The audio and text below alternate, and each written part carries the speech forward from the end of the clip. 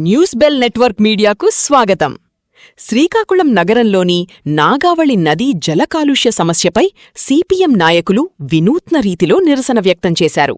CPM జిల్లా కార్యదర్శి D Govindarao ఆధ్వర్యంలో స్థానిక నాగావళి నదిలో కళ్లకు గంతలు కట్టుకుని జల కాలుష్య నివారణకు చర్యలు చేపట్టాలని డిమాండ్ చేస్తూ నిరసన కార్యక్రమం నిర్వహించారు. శ్రీకాకుళం నగరవాసులకి పవిత్రమైన నీరు ఈవేళ నాగావళి నది నీరు.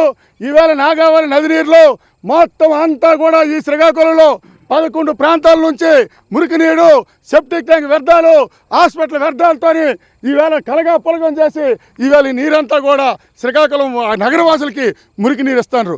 మేము అడుగుతున్నాం, అయ్యా ఎంపీ గారు, 3 సార్లు ఎంపీగా, ఒకసారి కేంద్ర మంత్రిగా మీరుండి కనీసం ఇన్ని సంవత్సరాలుగా ఈ మురికి నీరు ఇచ్చేయడానికి, శుద్ధి చేయడానికి ఒక ఎస్టీపీ ప్లాంట్ కూడా మీరు ఎందుకు కట్టలేదు? మౌనం వీడి ప్రజలకి సమాధానం చెప్పాలని చెప్పి ప్రజలు కోరుతున్నారు. మీరు ప్రజలకు సమాధానం చెప్పాలని చెప్పి కోరుతున్నాం.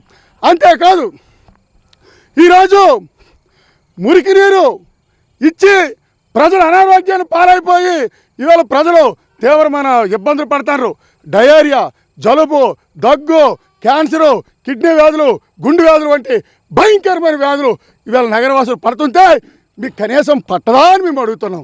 అంతేకాదు, మీరు ఎన్నికల్లో చెప్పినారు సుందర శ్రీకాకుళము డ్రైనేజ్ సిస్టమ్ ఏర్పాటు చేస్తాం, శుద్ధి నీరు వేస్తామని. ఎక్కడ ఇచ్చినారు అని అడుగుతున్నాం. అంతేకాదు, ఈరోజు మంచినీరు ఇవ్వక అనారోగ్యం పాలు పడిపోతే మీరు అభివృద్ధి కోసం మాట్లాడతారా? మీరు అభివృద్ధి కోసం మాట్లాడే నైతిక హక్కు కూడా లేదని చెప్పి మేము తెలియజేస్తున్నాం.